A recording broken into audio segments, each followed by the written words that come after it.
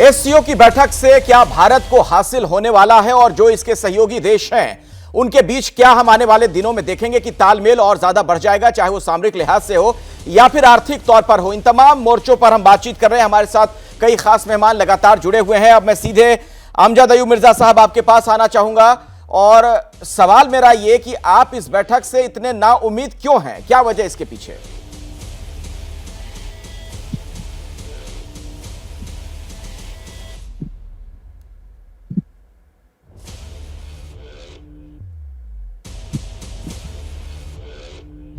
मिर्जा साहब, मेरी आवाज आ रही है? हाँ जी, आ रही है। मैं सवाल आपका समझा नहीं। मैंने सवाल आपसे यह पूछा कि आप इस बैठक से इतने नाउम्मीद क्यों हैं? क्यों आपको लगता है कि सिर्फ हेलो हाय और बाय के लिए बैठक हो रही है?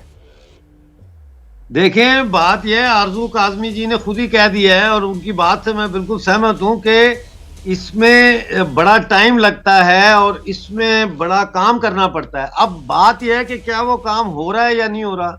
देखें, ये जो बैठकें होती हैं, जैसे शंघाई कॉरपोरेशन ऑर्गेनाइजेशन की मीटिंग है जहां हेड ऑफ स्टेट्स आ रहे हैं, फॉरेन मिनिस्टर्स आ रहे हैं, यहाँ पे सिर्फ आया जाता है मामलात जो तय हो जाएं उनको एक फॉर्मल जो है एक्नॉलेजमेंट के लिए।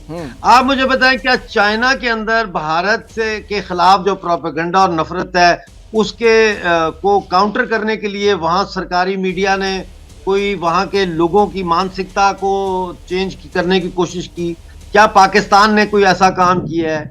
क्या ईरान ने किया है? क्या रूस ने किया है? नहीं किया। तो ये कोई ऐसी बैठक थोड़ी है जहां आके ये इन डिटेल डिस्कशन करेंगे कि भाई यहां से आप हटाएं और वहां से हम हटाएं। ये मामलात बैकडोर डिप्लोमेसी से पहले तय होते हैं। ये जो शंघाई कॉरपोरेशन ऑर्गेनाइजेशन है, अगर इसको कारआमद बनाना है, अगर वाकई इसको एक ऐसा फोरम बनाना है जो पॉलिटिकल, ट्रेड और इकोनॉमिक कोऑपरेशन का एक गहवारा बने, तो फिर चाइना में शी जिनपिंग का तख्ता उलटना पड़ेगा कम्युनिस्ट पार्टी को। चीन के अवाम को शी जिनपिंग और वहां की कम्युनिस्ट पार्टी से छुटकारा लाके ये बड़ी बात आप कह रहे हैं। मुझे लगता है प्रोफेसर युक्तेश्वर कुमार, आपका कमेंट इस पर बनता है। प्रोफेसर युक्तेश्वर कुमार, क्या ये जरूरी है तभी भारत और चीन के बीच अच्छे संबंध बन पाएंगे, जो कह रहे हैं यहाँ पर मिर्जा साहब? ये तो पाकिस्तान बिल्कुल ही असंभव है, क्योंकि शी जिनपिंग का तख्ता पलट या कम्युनिस्ट पार्टी ऑफ चाइना का तख्ता पलट अभी तो नहीं हो पा रहा है और आने वाले काफी सालों में नहीं हो पा रहा है। मैं चीन हर एक वर्ष जाता हूं और साल में 2-3 बार जाता हूं और मेरे बड़े सारे वहां पे दोस्त हैं। जो हकीकत ये है कि हम जानते हैं कि वहां सिंचियांग हो, तिब्बत में हो, ह्यूमन राइट्स के बड़े सारे ही प्रॉब्लम हो, लेकिन कम्युनिस्ट पार्टी ऑफ चाइना का तख्ता पलट या शी जिनपिंग का तख्ता पलट, क्योंकि शंघाई कोऑपरेशन, ये आप नाम से ही जानते हैं, ये शुरुआत शंघाई से हुआ था और उसमें शंघाई के जो लीडर थे, तो पहले प्रेसिडेंट हैं जियांग जेमिन, चेन शिहोंग, और शी जिनपिंग अभी पहली बार जा रहे हैं अपनी चीन से बाहर। 2.5 सालों के बाद जनवरी 2020 में वो म्यांमार गए थे और वो पहली बार बाहर जा रहे हैं। किसके कहने पर? हानचंग जो है वो शंघाई के कम्युनिस्ट पार्टी के जनरल सेक्रेटरी रहे हैं और उनके कहने पर शी जिनपिंग वहां बाहर सामरकंद और 2 देशों की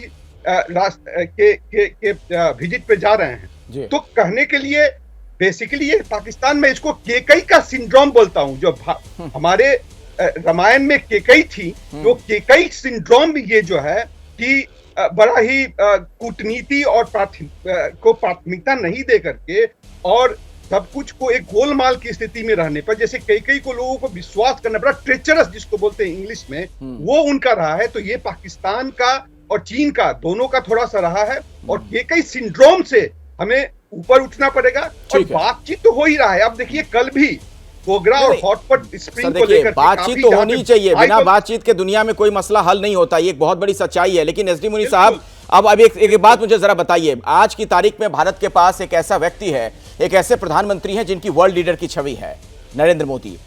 प्रधानमंत्री मोदी वहां पर क्या कह सकते हैं, उनके संबोधन में क्या बातें हो सकती हैं और उनके संबोधन के जरिए किन चीजों को साधा जा सकता है जो देश इस संगठन में है, उनके बीच के मसलों को कैसे हल किया जा सकता है? देखिए, ऐसी जो मीटिंग्स होती हैं उनके दो पर्पस होते हैं। पॉलिटिकल लेवल पे अंडरस्टैंडिंग को बनाने के पीछे एक पर्पस तो ये होता है कि जो मसले अटके हुए हैं उनको सॉफन करना, उनको एक ऐसी दिशा देना जहां शायद उसके ऊपर आगे बातचीत और कोई हल निकाला जा सके, और जो मुद्दे आगे बढ़ रहे हैं उनको और पुश करना। एक पॉजिटिव है, एक दोनों पॉजिटिव है, लेकिन इसका पर्पस यही होता है। इसका पर्पस एक दूसरे को एक्यूज करना नहीं होता है, इसका पर्पस जैसा कि पाकिस्तान एग्रीमेंट करना नहीं होता जैसा है, कि पाकिस्तान करता है मुनी साहब। जो भी दूसरा वो पाकिस्तान अपनी डोमेस्टिक पॉलिटिक्स की वजह से करता है, कोई सॉल्यूशन निकालने के लिए नहीं करता है। तो इसीलिए इस तरह की मीटिंग में अब मुझे पूरी आशा है कि मोदी जी रूस के साथ और चीन के साथ जो पॉजिटिव मुद्दे हैं, जैसे एनर्जी का मुद्दा है, ट्रेड का मुद्दा है, यूक्रेन में आजकल रूस की कुछ रूस के ऊपर दबाव बढ़ रहा है, तो जानना चाहेंगे कि रूस का क्या रवैया है, क्या आगे करने की कोशिश करेगा। और इसी तरह से चीन के साथ जो हमारे बॉर्डर का सेटलमेंट है उस इश्यू को कहेंगे और इकोनॉमिक मामले को आगे बढ़ाने की कोशिश करेंगे। बहुत बहुत शुक्रिया आप तमाम मेहमानों का इस चर्चा में शिरकत करने के लिए। वक्त फिलहाल इतना ही है, वरना हम बातचीत को और आगे बढ़ाते। जैसे ही घड़ी का काटा दोपहर 2:30 पे आए, बबीता जी का दिल सास बहू साजिश के लिए मचल जाए। और ये है इनकी बहू, पूरे दिन ऑफिस की टेंशन हो जाए गॉन जब ये करें अपना फेवरेट शो फ्री टाइम पे ऑन। इनकी तरह आप भी देखिए अपना फेवरेट शो अपने टाइम पर और डाउनलोड कीजिए एबीपी लाइव ऐप अपने स्मार्ट टीवी पर।